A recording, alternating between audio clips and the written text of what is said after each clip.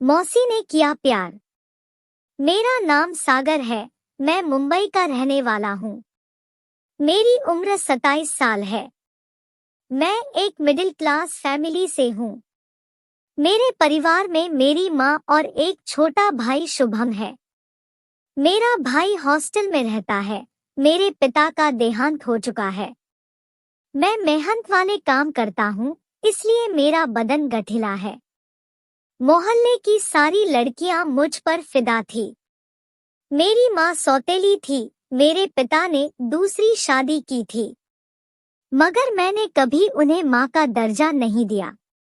एक दिन मेरी मौसी मुझसे मिलने आई। मेरी मौसी का नाम किरण था।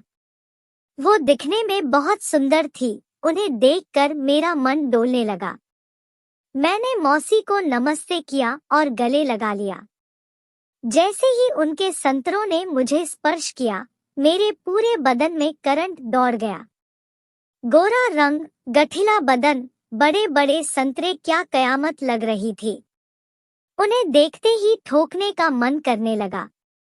एक दिन मैं कॉलेज से आया। बहुत गर्मी थी। मेरा नहाने का मन हुआ। नहाने के लिए बाथरूम में जाने लगा।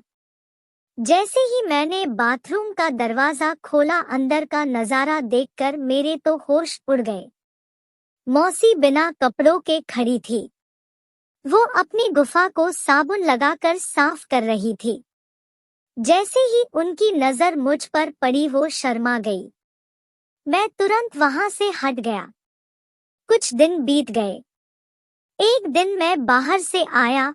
मेरी सौतेली माँ चाय बना रही थी और मौसी हॉल में टीवी देख रही थी। मैं मौसी के पास बैठकर टीवी देखने लगा। तभी फिल्म में किसिंग सीन शुरू हो गया। मेरे अंदर कुछ अजीब सी फीलिंग आ रही थी। मैं मौसी से और चिपक गया। अपना हाथ उनके कंधे पर रख दिया और सरका कर संतरे पर ले गया। मौसी बोली, सागर ये क्या कर रहे हो? मैंने कहा, कुछ नहीं, बस हाथ फिसल गया। मौसी बोली, मुझे पता है तुम्हारे दिमाग में क्या चल रहा है। चल मेरे साथ, तुझे एक चीज दिखाती हूँ।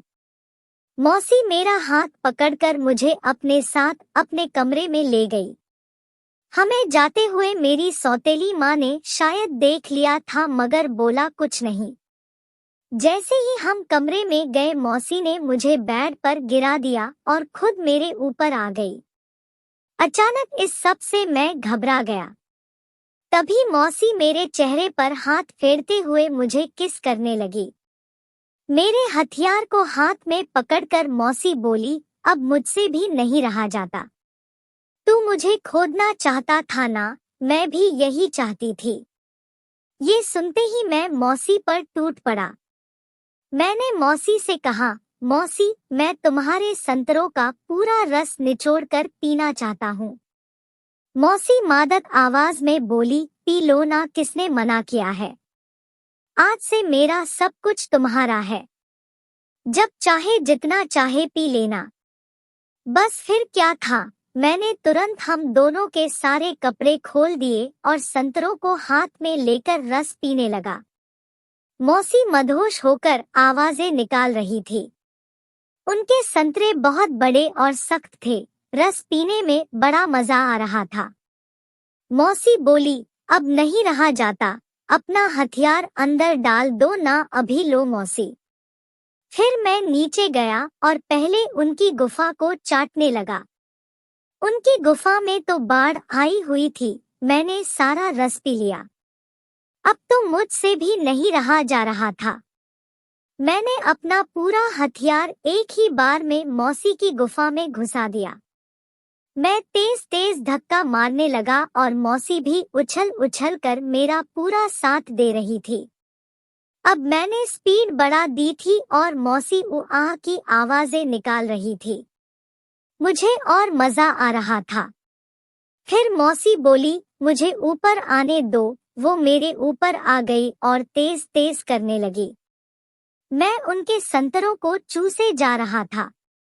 आधे घंटे बाद मौसी बोली, सागर मैं झड़ने वाली हूँ। इतना बोलते ही मौसी झड़ गई, मगर मेरा तंबू अभी भी खड़ा था।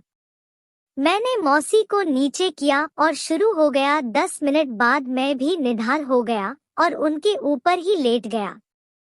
कुछ देर बाद मैं कपड़े पहनने लगा और बाहर आ गया।